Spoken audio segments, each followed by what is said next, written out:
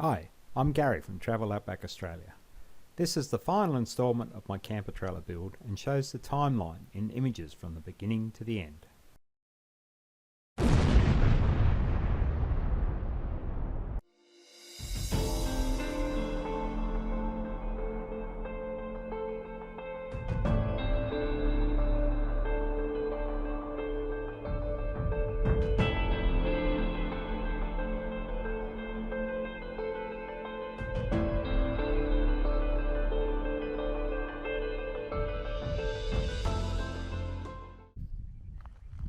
Okay, let's do a quick run through on this camper trailer.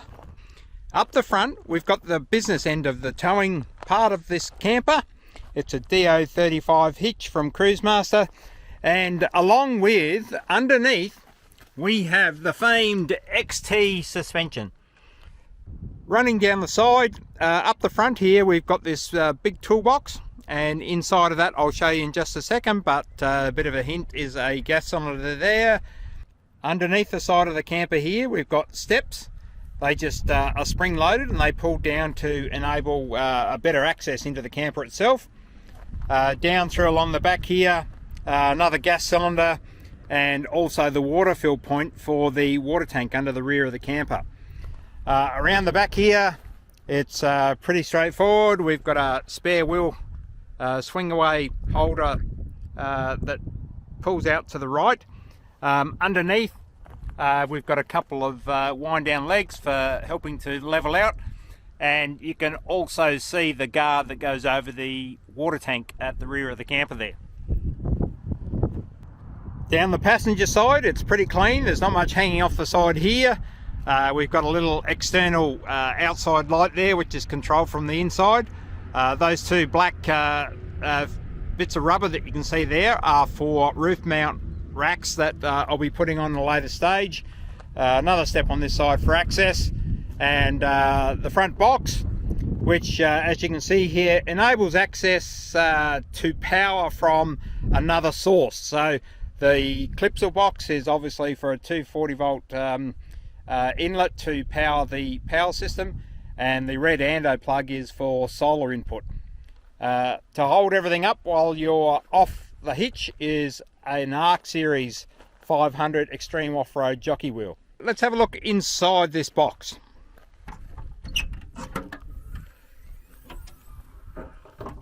Okay, inside here you can see that there's a Weber barbecue kettle, and I'm hoping that that will provide hours and hours of entertainment. Opening from this side, you can see that it's on a slide. So let's get that open. Okay, so the barbie comes out. Here we've got a little access port for the gas hose to go down to the gas cylinder. But what it really does also is enable access into the power system here. The whole unit is powered by the Redarc Manager 30 system, and inside the old battery storage box there I have a lithium battery. And this is a power board that I put together myself, feeling pretty chuffed about that, but it's all come together pretty well. There's also an entry down here for power that comes from the car, so while you're driving along it is charging up. So look, I'm really happy with the way this has turned out, and hopefully I've got ample power to run the system. Okay, here's what's behind the hatch at the back. As you can see, I've got a number of different types of cupboards. In the center there is the interface to the Manager 30, a couple of switches, and they're on like a touch system format. I've got the water gauge in the center there at the bottom, and I've got some plugs for plugging into USB and 12 volt. So as we go in closer, these little doors open up like that, so there's a reasonable amount of storage space in each side. In these little drawers, again, tiny storage space, but mainly for utensils and things like that will be used during camping. Same on the other side. Lift that up. That little porthole in the back there is just for access into all the electrics.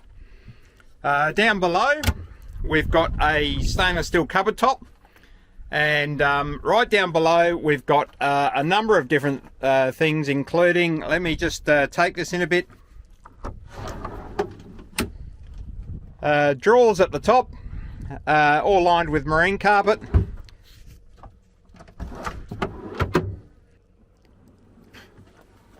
Slide out cutting boards, one on each side, depending on how you want to use them. They work particularly well, and again, just at a nice height for me. Amanda, maybe not so much, but I'm sure she'll make do. Down below here, we've got our slide out stove, and I've put a little bit of latch on here to stop it from bouncing, but this is a 2-burner setup, and it also has a grill underneath, and this will work by simply plugging into the gas outlet here and connecting the cord up to the gas cylinder on the back. On the other side, much the same, another pull-out drawer at the top, another cutting board.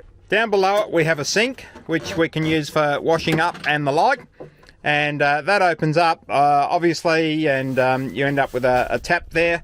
Again, we're only going to use cold water at this stage. We don't use a lot of hot water unless we boil it, so I don't think that's going to be an issue. And the drain will simply come down into a bucket or a grey water tank, depending on the need. Quite often we use this grey water to put out our fires in areas that aren't particularly sensitive. In the centre at the bottom we've got our little Dometic slide out drawer fridge. Of course we'll still have the fridge in the car, so it's not such an issue to not have a really big fridge, and this will store the things that we're most likely to use here at the back of the camper.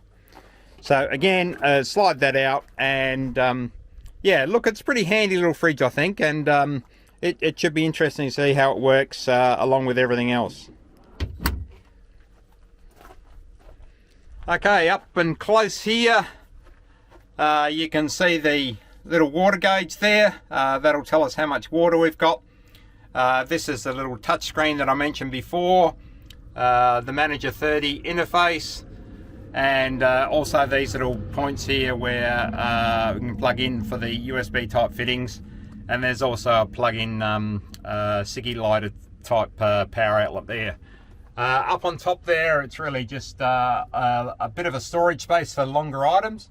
And oh look, I really don't know how this is going to work, but hopefully it'll suit our needs. We like to make things as simple as possible, and in doing so making them as practical as possible. So time will tell, and hopefully it'll do just what we want it to do. Up here on the hatch, you can see that there's a light up there, and that's got a double setting where you can set it on a white light or an amber light if there's lots of bugs around. The struts hold the door up to just a nice height, above my head at least, so that's fine. Amanda being shorter again, she won't have any issue at all. I've used Narva lighting pretty well exclusively across this build, so whether it's been reflectors, the side clearance lights, or even the lights on the inside of the cabin, I'm really happy with the quality, and also I guess the choice that I had to make when I was selecting products for this camper trailer build. Okay, I know you've been waiting for this, but let's have a look on the inside. Okay, so swinging open the door, you can see that it's all pretty crisp, neat, tidy, new. But let's just go through a few of the functionalities here. So we've got a double-sized bed in the bottom here. We've got reading lights in each corner, so if you're sitting in here having a read, you've got ample light. In the middle there is a USB charge plug for phones or iPads or the like. Up on the roof or the ceiling, you can see there's a two-way fan, so you can either suck air in or push air out. And the screens on the doors actually open so that you're not just trying to vacuum out a closed box. So you can also see there's a number of downlights, and these are dimmable or whatever by touch, so pretty fancy. And then you've got these cupboards. The center one is just an open box, and That's there to throw your clothes in. Once you got getting ready for bed, you can just take your clothes off and throw them into that box, and job done. In the center there's a little touch screen, and that gives control over lights, power, and outside lights. It also gives you a reading on current voltage. These drawers just pull out and enable storage for whatever longer type items or narrow type items, laptops, that sort of thing. Up here, all marine carpet lined to just to make it a little bit easier and to stop bouncing around. Up in the center there, you can see there's a number of charge plugs. Again, I don't think you can ever have too many charge plugs, can you?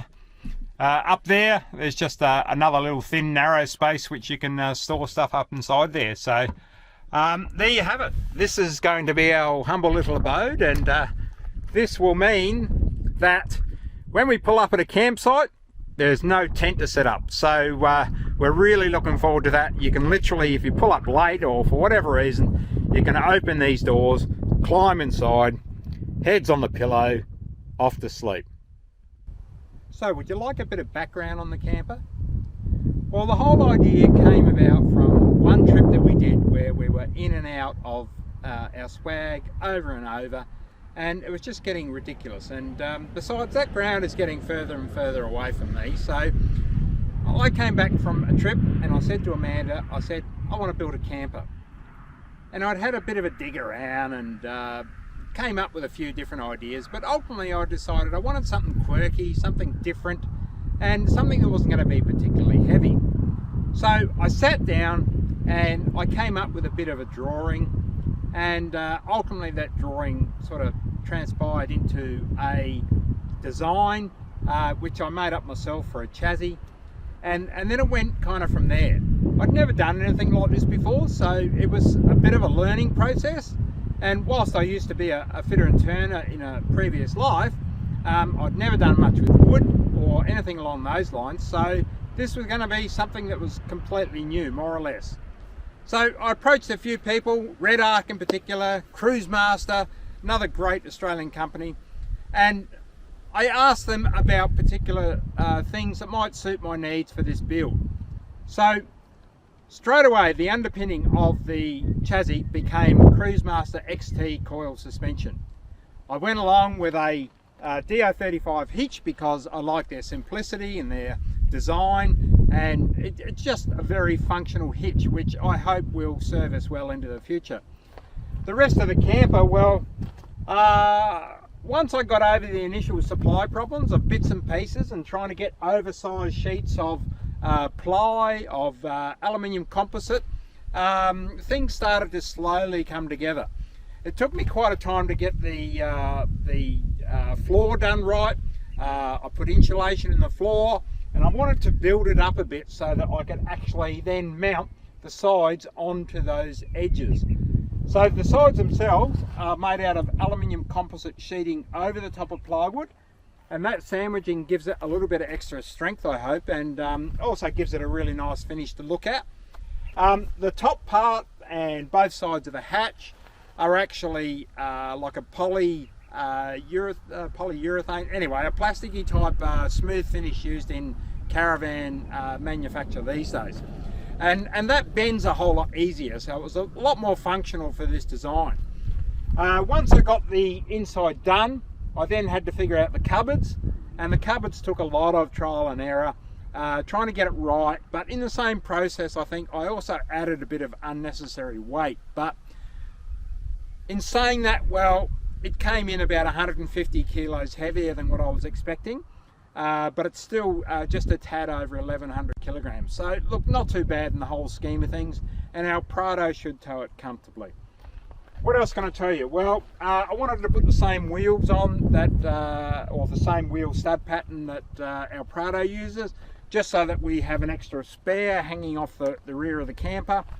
The cupboards in the back I made to try and be as functional as possible, but just to try and, I guess, add a little bit to, instead of sitting around a campfire with a bucket of water and cleaning your dishes of a morning or an evening, I put a nice little sink in here.